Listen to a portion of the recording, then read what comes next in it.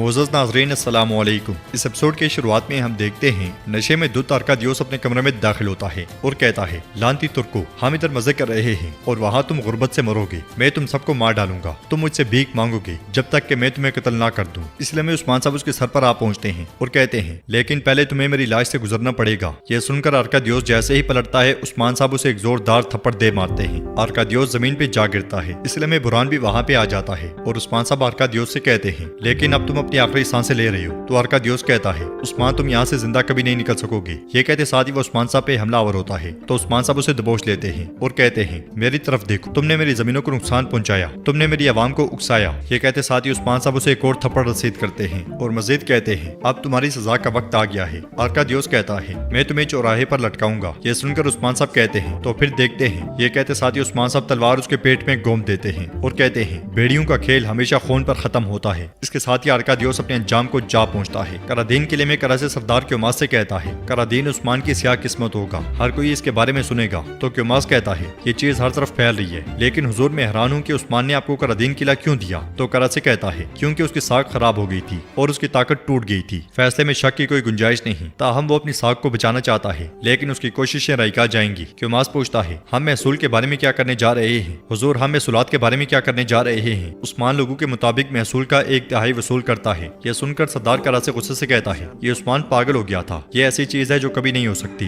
سب سے پہلے کرادین کا خزانہ بھرا جائے گا، محصول دگنا کر دو۔ کیوماس کے جاتے ساتھ ہی سانجار وہاں پہ آتا ہے اور کہتا ہے، بغاوت کو عثمان صاحب نے دبا دیا ہے، وہ سوغات میں نئے بازار کو تیار کرے گا، چین سے رومیو تک تجارت کے ذریعے آنے والے منافع کی ضمانت دی جائے گی۔ تو کرا سے کہتا ہے، یہ بازار کا حصول ہے، اس طرح عثمان کی زمینوں پر مزید سونا بھرے گا، وہ اپنی طاقت میں مزید اضافہ کرے گا، اس طرح لوگوں اور صدران کا عثمان پر اعتماد بہت بڑھ جائے گا، مگر ہم عثمان کو اپنی طاقت بڑھانے سے روکیں گے، ہم اپنا حصہ سوغات بازار اور تجارت سے حاصل کریں گے۔ ناظرین اس کے بعد ہم دیکھتے ہیں کہ صبح کے وقت بورسا میں ارکادیوس کی لاش لٹکی ہوتی ہے۔ یہ دیکھ کر لوکاس غصے سے لال ہو جاتا ہے اور پوچھتا ہے، یہ کس نے کیا؟ کس نے جرأت کی میرے ہی میدان میں میرے کمانڈر کو مارنے کی؟ یہ کہتے ساتھ ہی وہ ایک سپاہی پہ ٹوٹ پڑتا ہے اور مزید کہتا ہے، وہ تمہارے درمیان کیسے چھپ گئے؟ کیسے؟ عثمان عثمان میں تمہیں مار ڈالوں گا۔ یہ کہتے ساتھ ہی لوکاس غصے میں اپنی تلوار بے نیام کر لیتا ہے تو صوفیہ اسے روکتے ہوئے کہتی ہے، یہ اس کی آخری جیت ہے، عنقریب عثمان ارکادیوس والی جگہ پہ لٹکا ہوگا۔ اس لیے ارسطو وہاں پہ آ کر کہتا ہے، عثمان نے بغاوت کو دبا دیا ہے جناب، اس سے بھی بدتر یہ ہوا ہے کہ اس نے سوغات بازار کو بحال کرنے کا فیصلہ کیا ہے، وہ بازار کو مزید وسیع بنائے گا اور تجارتی راستوں سے کمائے گا۔ یہ سنتے ساتھ ہی لوکاس کے غصے میں مزید اضافہ ہو جاتا ہے اور وہ کہتا ہے، بغاوت کو کیسے روکا جا سکتا ہے؟ کیسے؟ صوفیہ اسے پرسکون کرتے ہوئے کہتی ہے، بغاوت سے زیادہ بازار کو وسیع کرنا حیرت انگیز ہے، میں کہتی ہوں کہ ہم بھی اس تجارت میں حصہ ڈالیں جو عثمان کرے گا۔ لوکاس پوچھتا ہے، صوفیہ آپ کے دماغ میں کیا ہے؟ تو صوفیہ مسکراتے ہوئے کہتی ہے، کراسے کو خبر بھیجو، لوکاس ہمیں اس سے ملاقات کرنی چاہیے۔ ادھر عثمان صاحب سپاہیوں کے ساتھ قبیلے میں داخل ہوتے ہیں۔ ڈھول کی آواز سن کر بالا خاتون علاؤالدین اور اورحان کے ساتھ خیمے سے باہر آتی ہیں۔ مرکزی خیمے کے سامنے پہنچ کر عثمان صاحب اورحان سے پوچھتے ہیں، کیا آپ نے فریضے مکمل کر لیے؟ تو اورحان کہتا ہے، ہم نے اپنی تمام زمینوں سے بغاوت کو ختم کر دیا، اللہ کا شکر ہے۔ یہ سن کر عثمان صاحب ان کا شکریہ ادا کرتے ہیں۔ پھر ایک خاتون عثمان صاحب سے پوچھتی ہے، کرادین قلعہ جس کے لیے میرے بیٹے نے اپنی جان قربان کی تھی، آپ نے اسے سردار کراسے کو دے دیا ہے، اب کیا میرا بیٹا بلا وجہ مارا گیا؟ گھوڑے سے اترنے کے بعد عثمان صاحب انہیں حوصلہ دیتے ہوئے کہتے ہیں، ماں جو اللہ کی راہ میں مارے جائیں انہیں مردہ مت کہو، بلکہ وہ زندہ ہیں، آپ کا بیٹا شہید ہے ماں، لیکن نہ صرف کرادین قلعے کے لیے بلکہ آپ کا بیٹا ریاست کی خاطر اور دین اسلام کے مستقبل کی خاطر شہید ہوا ہے، اور اب ان کا مقام ہمارے پیارے نبی صلی اللہ علیہ وسلم کے ساتھ ہے۔ ماں بتائیں مجھے، اگر میں آپ کے پاس آؤں اور آپ سے کہوں کہ میں جہاد میں جا رہا ہوں لیکن میرے ساتھ ایک بھی آدمی ایسا نہیں ہے جس کے ہاتھ میں تلوار ہو، تو آپ مجھے کیا کہیں گے؟ جواب میں وہ خاتون کہتی ہے، میں اپنی تلوار نکال کر تمہارے ساتھ آؤں گی بیٹا۔ جواب میں عثمان صاحب کہتے ہیں، اللہ آپ کو خوش رکھے۔ پھر عثمان صاحب لوگوں سے پوچھتے ہیں، اے لوگوں کیا کہتے ہو؟ تو تمام لوگ تلواریں بلند کرتے ہوئے کہتے ہیں، ہم آپ کے ساتھ ہیں حضور، ہم آپ کے ساتھ ہیں۔ یہ سن کر عثمان صاحب کہتے ہیں، چونکہ آپ کو مجھ پر بھروسہ ہے اور آپ مجھ پہ مکمل یقین رکھتے ہیں تو جان لیں کہ کرادین قلعہ کراسے صاحب کو دینے کا سبب ریاست کا مستقبل ہے، آپ کے بیٹے کی طرح ماں جس نے اس کے لیے اپنی جان قربان کی۔ بہت سے لوگوں نے ہماری زمینوں میں منافقت لانے کی کوشش کی ہے، انہوں نے کافروں کو اکسایا اور بغاوت شروع کر دی، لیکن ہم نے کبھی بھی اس سزا سے محروم نہیں ہونے دیا۔ تمام معاملات کی سرپرستی کرنے والے بے نسل لوکاس کے چمچے ارکادیوس کو ہم نے مار ڈالا، ہم نے اسے مار کر اس کی لاش میدان میں لٹکا دی۔ یہ سن کر لوگ با آواز بلند کہتے ہیں، اللہ آپ کو سلامت رکھے عثمان صاحب، اللہ آپ کو سلامت رکھے۔ عثمان صاحب مزید کہتے ہیں، ہم نے اس بغاوت کو اپنے سپاہیوں اور صدران کی بدولت ختم کر ڈالا۔ تمام منافق جان گئے، دوستوں اور دشمنوں نے دیکھا، وہ ہمیں منافقت اور فتنے سے کبھی تباہ نہیں کر سکتے، یا تو ریاست غالب ہے یا موت۔ یہ سنتے ساتھ ہی سب یا تو ریاست غالب ہے یا موت کے نعرے بلند کرتے ہیں۔ میگاجا قلعے میں سردار گینجر سپاہیوں کے ساتھ آگے بڑھ رہا ہوتا ہے اور کہتا ہے، اس نافرمانی نے مشرقی اور مغربی میگاجا کو تباہ کر دیا ہے۔ پہلے ان जगहों की तामीर नौ की जाएगी। फिर जो खानदान शमाल की तरफ चले गए हैं उनका बंदोबस्त किया जाएगा। साबका निजाम इसी तरह लागू किया जाएगा। इस लम्हे काफिला किले के बाहर पहुंचता है और बग्गी में से सोफिया बाहर आती है जिसने अपना हुलिया तब्दील किया होता है। वो आगे बढ़कर सरदार गेंजर से कहती है, मैंने तमाम रास्ते रोम की नफरमानी के असरात देखे हैं। इंसानी दिल अब ये बर्दाश्त नहीं कर सकता। मैं भी रोम से हूँ, मुझे शर्म आती है, इसलिए ये मेरा आपके लिए माफी और दोस्ती के तौर पर तोहफा है। सोना ले आओ। ये सुनते साथ ही उसका एक सिपाही सोने का संदूक लेकर आगे बढ़ता है। सरदार गेंजर सोफिया से पूछता है, तुम कौन हो? इसके अलावा क्या आपके पास मेरी ज़ेर इंतजाम जमीनों से गुजरने के लिए कोई मंजूरी दस्तावेज है?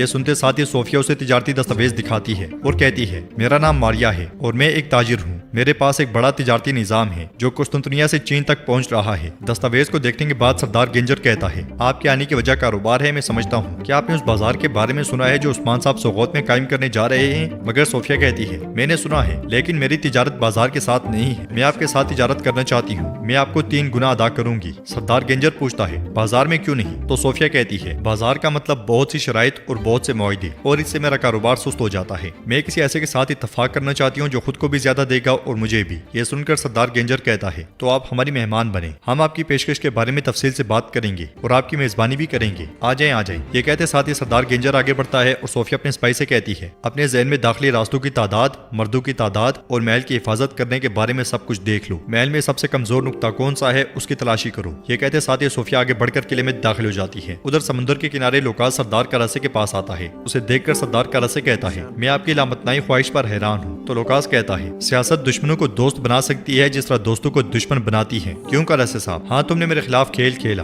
लेकिन तुम्हारी मुखालफत करना मुझे नुकसान देगा। ये कहते साथ ही वो घोड़े से उतरता है और आगे बढ़ता है। सरदार करासे पूछता है, तुम्हारी दोस्ती से मुझे क्या फायदा होगा? जवाबन लोकास कहता है, सब कुछ। उस्मान अपना कारोबार बढ़ाएगा, ये तुम्हारी और मेरी मदद नहीं करेगा। ये कहते साथ ही वो करासे के साथ बैठ जाता है और सरदार करासे कहता है, ताहम ये सच है, मैं ये जानने के लिए मुतजस्सिस हूँ कि तुम क्या हासिल करना चाहते हो। जवाबन लोकास कहता है, मैं चाहता हूँ कि तुम उस्मान को एक जहाज दो। यह सुनकर सरदार करासे हंसते हुए कहता है, तुम क्या कह रहे हो दीवाने? क्या तुम अपना दिमाग खो बैठे हो? मगर लोकास कहता है, तुमने ठीक सुना करासे भी, तुम उसे एक जहाज दो, ये उसके सामान को बैरून मुल्क के शहरों तक रसाई फराहम करेगा। ये पेशकश उसे बहुत खुश कर देगी, मगर फिर मैं उसके जहाज को तबाह कर दूंगा। उसका सारा सामान समुद्र की गहराइयों में गुम हो जाएगा। तो सरदार करासे कहता है, तुम सच में अपना दिमाग खो चुके हो। मेरा जहाज डूबने वाला नहीं है, उसकी कीमत बहुत ज्यादा होगी। तो लोकास कहता है, मैं पूरी रकम अदा करूंगा, चाहे कितनी ही क्यों ना हो। करासे भी उसे अपना जहाज दे दो। सरदार करासे पूछता है, इस पर अमल कैसे होगा? तो नाज़रीन, इसके साथ ही एपिसोड भी इख्तिताम पजीर होती है। अगर आपको वीडियो पसंद आए तो वीडियो को लाइक कर दें। चैनल को सब्सक्राइब नहीं किया हुआ तो सब्सक्राइब करने के साथ साथ नोटिफिकेशन बेल को दबाना मत भूलें। इंशाल्लाह मिलते हैं नेक्स्ट वीडियो में, तब तक के लिए